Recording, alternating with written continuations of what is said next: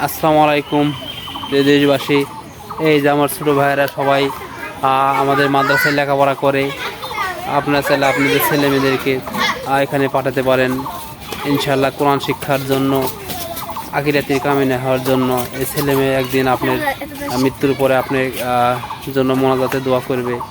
আমরা চাই আপনার ছেলে মেয়েদের কোরআন শিক্ষা দেন। আর আমাদের মাদ্রাসা শেষে ঘুরে যান। অনেক ছেলেমেয়েরা, এই যে আমাদের সবাই ছাত্রছাত্রী, হ্যাঁ, সবাই ছেলেমেয়েরা অনেক ভালো। তাহলে তোমরা কোরআন কে কে নিছো হাতে? কোরআন নিছো দু একজন? নিছো না? গুড। এই যে ছোটো ছেলে কোরআন কোরআন কোরআন কোরআন হাতে দেন। ছোট্ট একটা বাচ্চা ছেলে, ইনি কোরআনে হাফেজ হবে। জানেন যে বর্তমান বাংলাদেশে অন্যান্য দেশে প্রতিযোগিতায় কোরআনের হাফেজ কিন্তু ফার্স্টের দিকে আমাদের দেশে হয়। অনেক ছেলে মেয়ে দেখেন সুন্দর। তোমার নাম কি ভাই? আল মামুন। আল মামুন, কত সুন্দর নাম দেখেন।